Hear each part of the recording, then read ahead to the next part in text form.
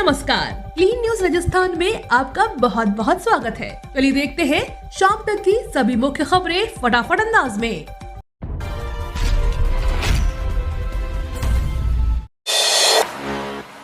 केंद्रीय कर्मचारियों की जेब में इस नवरात्र में आएगा मोटा पैसा। महंगाई भत्ता 4% बढ़ा। केंद्रीय कर्मचारियों के लिए महंगाई भत्ते को जारी करने की तारीख तय कर दी गई है, जिसका औपचारिक ऐलान 28 सितंबर यानी तीसरे नवरात्र पर होना है। मतलब केंद्रीय कर्मचारियों को महंगाई भत्ते का तोहफा नवरात्र में मिल जाएगा। इसका भुगतान सितंबर की सैलरी के साथ ही होगा। मतलब 1 अक्टूबर से महंगाई भत्ता बढ़कर 38% मिलेगा। इस दौरान केंद्रीय कर्मचारियों को 2 महीने के डीए एरियर का भी भुगतान कर दिया जाएगा।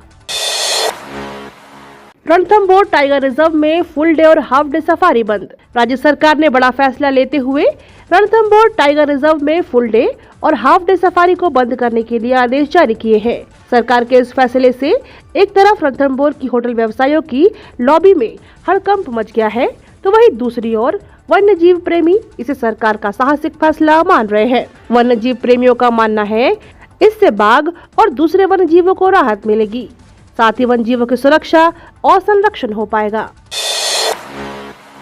इंडियन कोस्ट गार्ड में निकली वैकेंसी। 12वीं पास कैंडिडेट 7 सितंबर तक कर सकेंगे अप्लाई।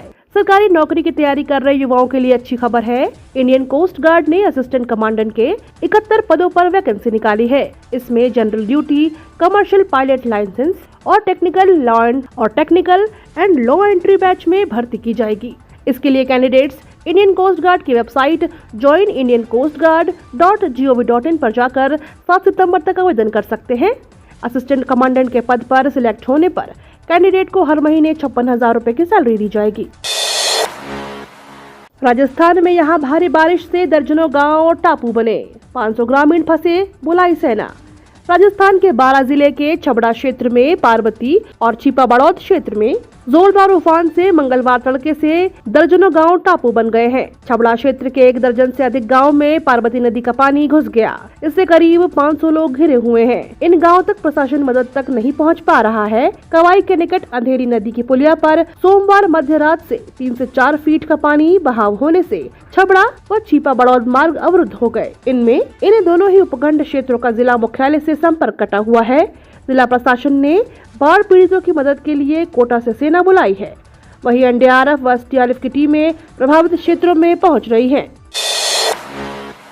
गुजरात विधानसभा चुनाव की तैयारियों पर आज मंथन। राजस्थान के मंत्री और विधायक भी अहमदाबाद पहुंचे। गुजरात विधानसभा चुनाव की तैयारियों पर चर्चा के लिए मुख्यमंत्री अशोक गहलोत और पार्टी के राष्ट्रीय संगठन महामंत्री केशव वेणुगोपाल दिल्ली में आज अहमदाबाद पहुंच रहे हैं। गुजरात विधानसभा चुनाव पर चर्चा के लिए पर्यवेक्षक लगाए गए। राजस्थान के मंत्री और विधायक भी शामिल होंगे। राजस्थान से 13 मंत्री और 10 विधायकों को गुजरात विधानसभा चुनाव में पर्यवेक्षक की जिम्मेदारी दी गई है। पर्यवेक्षक बनने के बाद राजस्थान के मंत्री विधायकों का यह पहला गुजरात दौरा है। जेईई एडवांस एडमिट कार्ड जारी, नहीं देनी होगी कोविड-19 से संबंधित अंडरटेकिंग। आईआईटी मुंबई की ओर से 28 अगस्त को जेईई एडवांस प्रवेश परीक्षा के एडमिट कार्ड 23 अगस्त को सुबह 10 बजे जारी कर दिए गए। वर्ष 2022 की जेईई एडवांस परीक्षा में सम्मिलित होने के लिए कोविड-19 से संबंधित सेल्फ डिक्लेरेशन अंडरटेकिंग की बाध्यता हटा ली गई है। एडमिट कार्ड के साथ जारी किए गए दिशा निर्देशों के अनुसार परीक्षा केंद्र में प्रवेश से पूर्व विद्यार्थी का तापमान अवश्य मापा जाएगा, किंतु किसी भी विद्यार्थी को परीक्षा में सम्मिलित होने से रोकने का कोई प्रावधान नहीं है।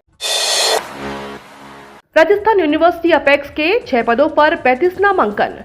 26 अगस्त को होगा चुनाव। छात्र संघ चुनाव को लेकर राजस्थान यूनिवर्सिटी में विद्यार्थियों में उत्साह का माहौल है।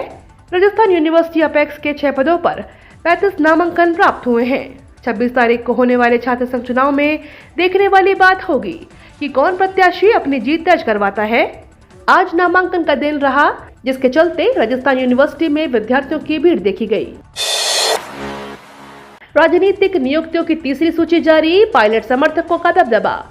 राजस्थान में गहलोत सरकार ने विभिन्न बोर्ड, आयोग और अकादमियों में राजनीतिक नियुक्तियों की तीसरी सूची जारी कर दी है।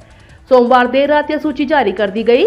तीसरी सूची में पायलट के समर्थक विधायक गजराज खटाणा को जगह मिली है। खटाणा को राज्य भवन एवं अन्य सन्निर्माण श्रमिक सलाहकार समिति का पुनर्गठन कर समिति का अध्यक्ष बनाया गया है।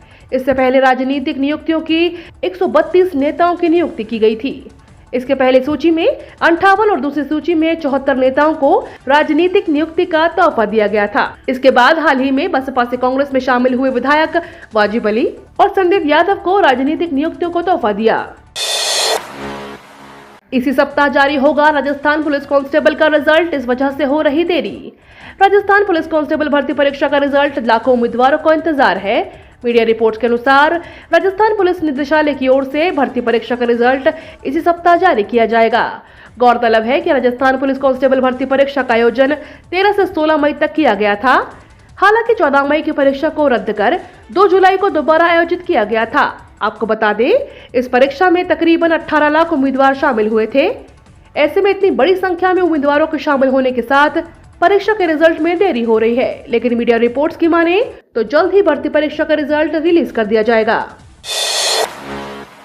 राजस्थान में 1512 पदों के लिए टेक्निकल हेल्पर भर्ती, रिजल्ट जारी। राजस्थान में सरकारी बिजली वितरण कंपनियों में टेक्निकल हेल्पर ग्रेड 3 की भर्ती के लिए आवेदन करने वालों के लिए जरूरी खबर है। दरअसल यहां कुल 1512 खाली पदों को भरने के लिए ऑनलाइन लिखित परीक्षा का आयोजन किया गया था, जिसका रिजल्ट जारी कर दिया गया है। परीक्षा में शामिल अभ्यर्थी अपना रिजल्ट आधिकारिक वेबसाइट energy.rajasthan.gov.in पर और energy.rajasthan.gov.in पर जाकर चेक कर सकते हैं।